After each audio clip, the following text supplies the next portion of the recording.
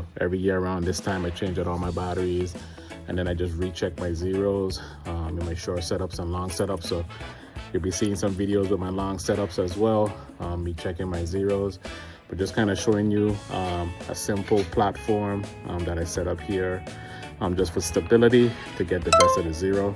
I'm transitioning to a supported shooting platform. The goal here isn't just to make shooting easier, it's to remove as many variables as possible. By using front and rear shooting bags, I can stabilize the firearm, minimize unnecessary movement, and reduce the amount of human error that naturally comes with shooting offhand. When you're confirming a zero, you want the firearm to do the work. Your job is simply to apply the fundamentals consistently, maintain a stable position, establish a proper sight picture, control your breathing, and press the trigger straight to the rear. Even though I'm only confirming at 10 and then 15 yards, accuracy still matters. Some people think it's only 10 yards, but good habits don't have a minimum distance.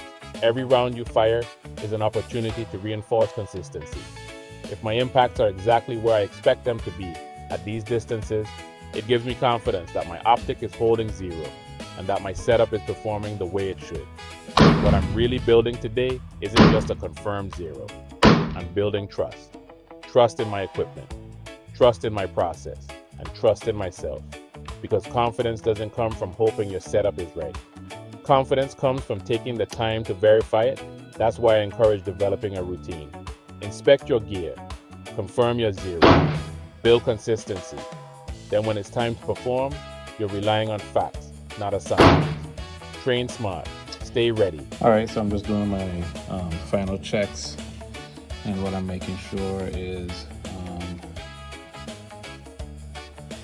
all screws are fastened tightly. And so I know this is a good thing I checked, because I'm gonna have to change out this screw.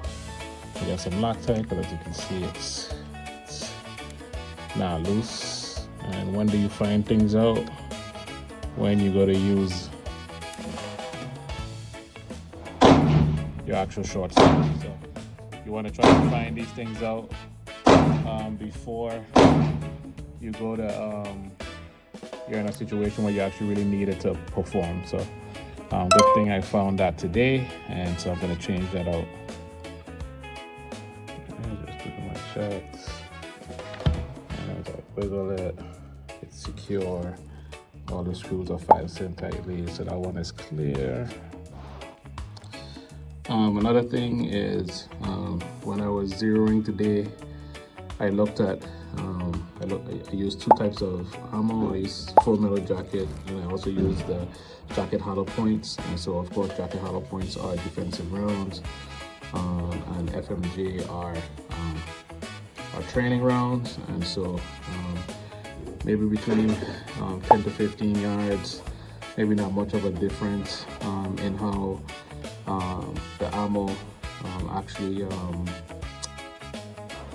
reacts, but there are some slight differences. So you see some of the shots on target, some might be just slightly like a half or quarter of an inch to the left or quarter of an inch to the right. So this just kind of want to know how your ammo interacts when you're using a short setup.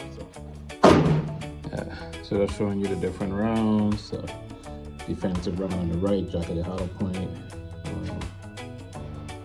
Training round on the left, full metal jacket. And so when I'm zeroing, I use both just to see how each style of ammo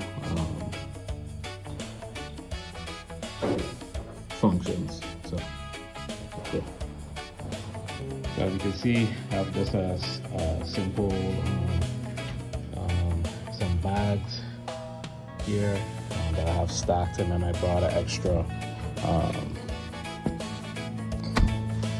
some extra support just in case there was some elevation challenges. I wasn't sure what the elevation was going to be, so this is pretty much my setup when I want to be stable. And then I can take that down, or I can also each of these bags here, they're removable. So you see here,